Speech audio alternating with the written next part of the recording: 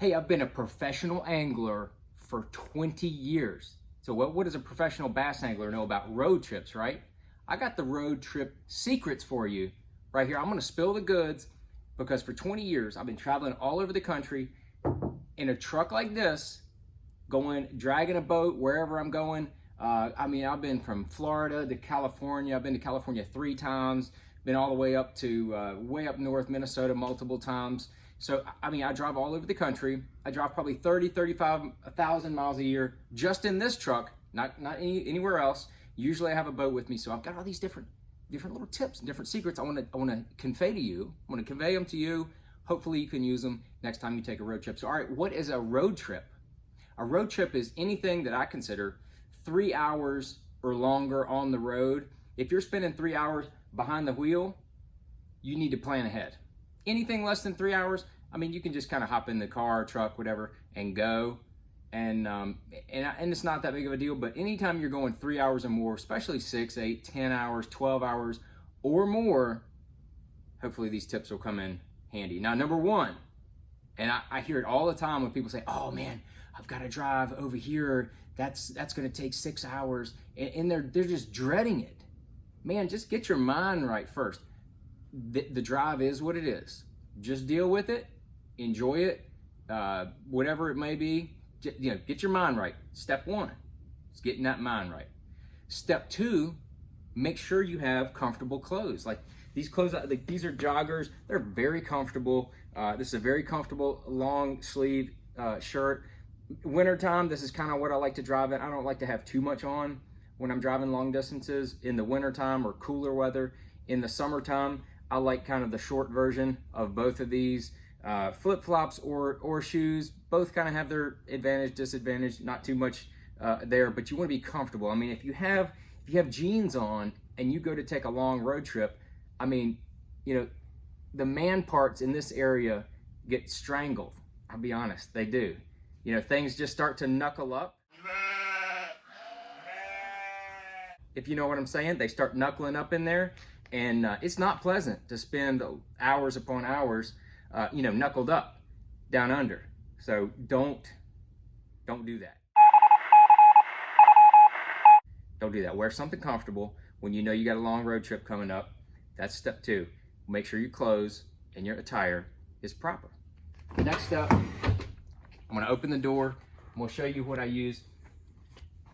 Get you one of these little, I call them wedges. There's a bunch of different manufacturers. You can go on Amazon and just look at the reviews.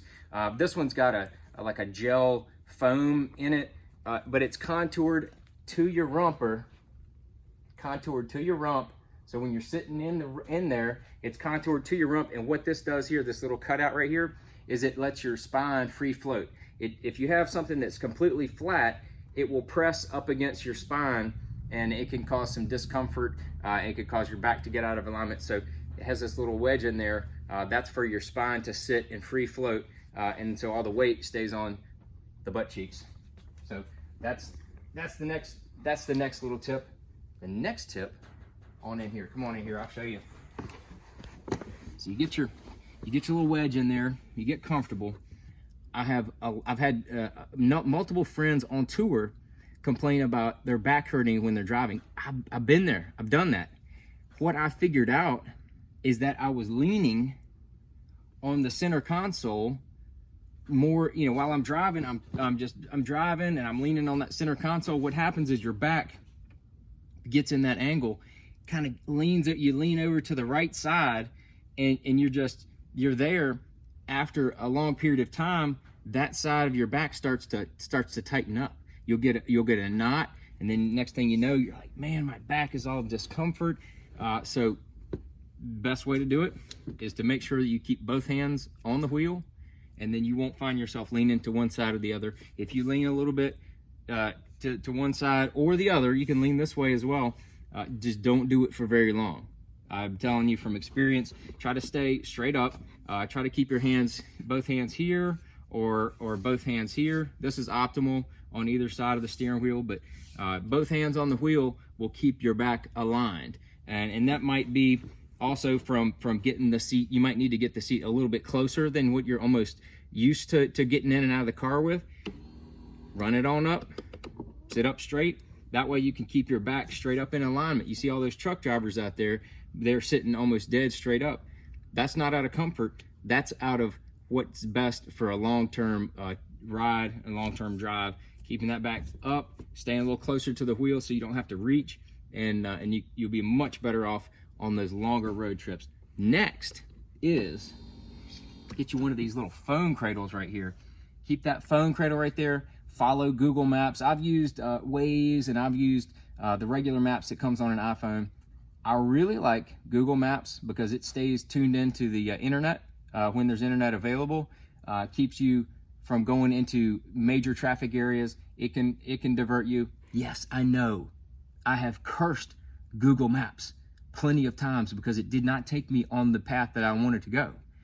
So I'm not saying it is perfect by any means. Google Maps is not perfect, but Google Maps is probably the best option out there. So know where you're going, kind of know the path that you really want to go, and then Google Maps, even if it's a place, I mean, I can hop in the truck here in Virginia and drive to Alabama, to Birmingham. I don't even have to look at anything. I know exactly how to get there. I've been there a ton of times. Do the same thing for Florida. I've been there a ton of times. But I put the Google Maps on just so I can keep up with the traffic and know my estimated time of arrival. And when I see that estimated time of arrival, really what it should say is time to beat, because that's how I feel about it. I see that time on there, I'm gonna try to beat that time. The only thing I stop for is food, and really for if you need to go to the bathroom. That reminds me of one other tip. This is something that I've taught my family, and I've taught a number of other people, is that when you're going on the highway, going long trips, I mean, you might be a 12, 14 hour long drive.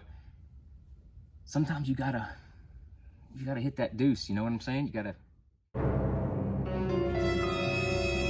It's time to back it in for a little bathroom stop. You gotta have to back it in.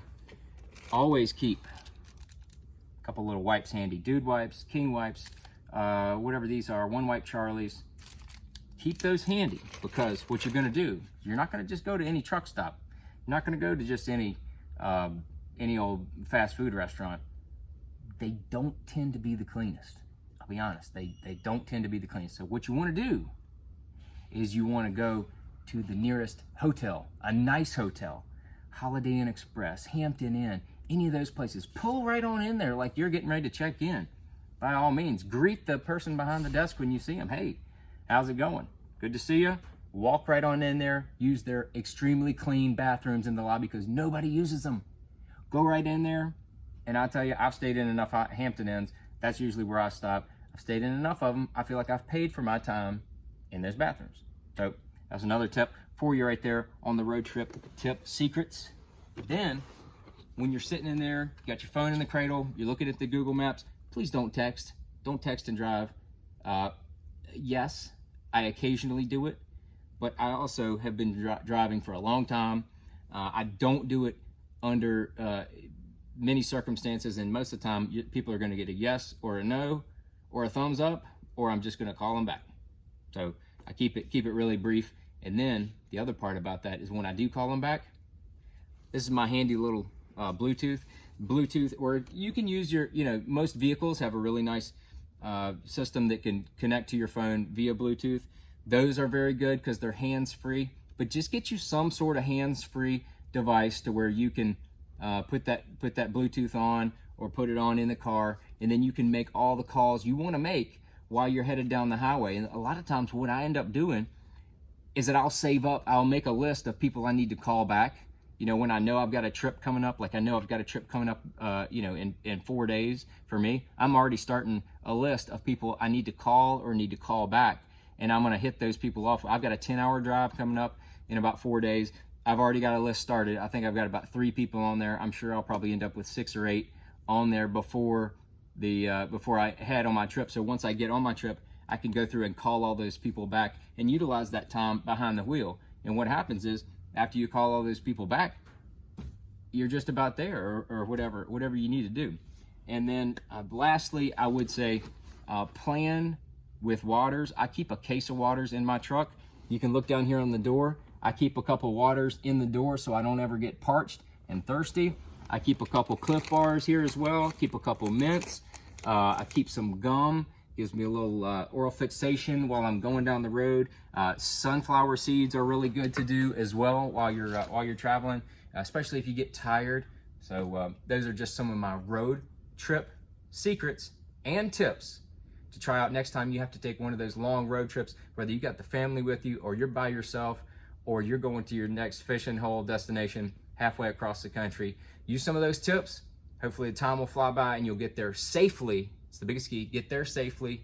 And then you can comment down below and let me know how they worked out for you.